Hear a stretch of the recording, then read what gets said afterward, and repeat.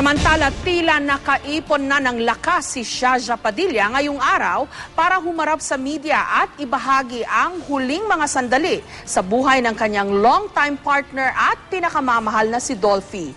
Sa gitna ng kanyang pangungulila at pagdadalamhati, nagbibigay daw ng lakas sa kanya ang kanyang mga anak at ang mga magagandang alaala nila ni Dolphy sa loob ng mahigit 2 dekada nilang pagsasama. May report si Rida Reyes. Allow me to close this with the lines from our favorite song. I can't remember when you weren't there, when I didn't care for anyone but you. I swear we've been through everything there is. Can't imagine anything we've missed. Can't imagine anything the two of us can't do.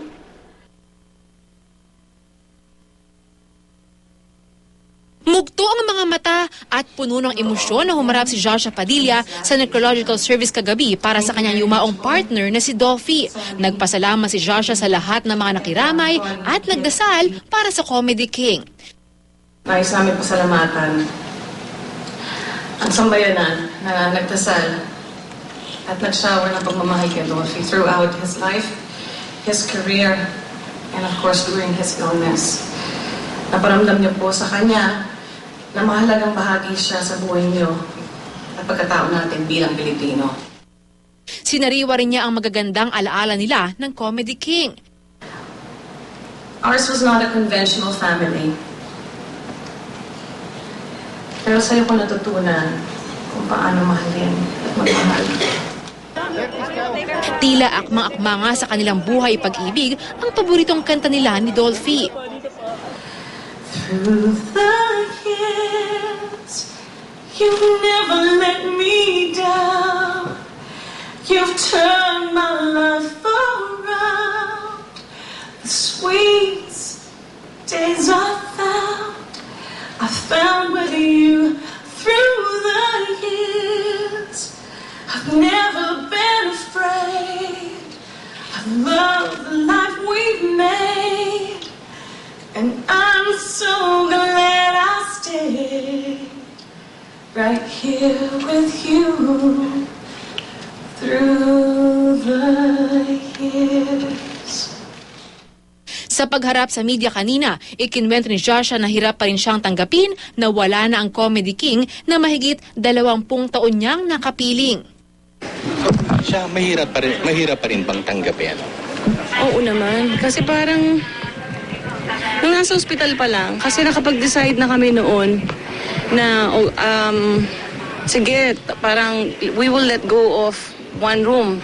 Kasi meron kaming family room, huwag na natin i-keep tong kwarto para makapagbalik na tayo sa trabaho.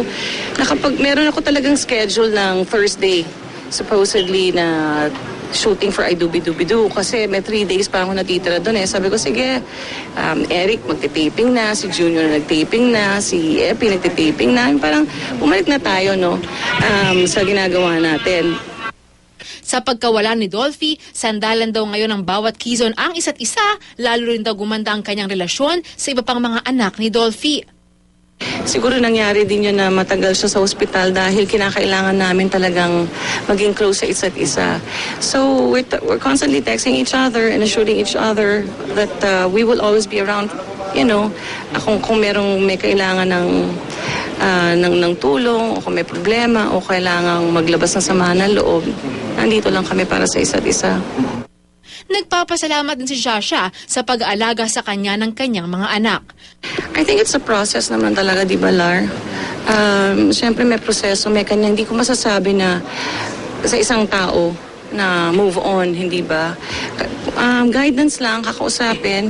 Kung kailangan namin grief counselor, gagawin namin as a family. Mananatili raw sa kanya ang huling mga kataganang hari ng komedya bago ito tuluyang binawian ng buhay. Sabi ng mama ko, ba't di mo sinabi yung words na I love you? Because he said it to me. Kasi wala nga siyang boses dahil meron siyang trach dito sa leg niya. Yun talaga, sabi ko, ang swerte ko kasi nakita ko pa yun. Dahil sabi ko, Lavi, makulit ako sa kanya eh. Kinukulit ko siya palagi dahil ayaw niya nga nakikita kaming malungkot at umiiyak. So, palaging ganung tono, Lavi, ganyan. I love you. Tapos, sabi niya bigla, sabi ko, oh my God, you're awake. Kasi nung day na yun, hindi mo na alam kung gising siya. Rida Reyes, GMA News.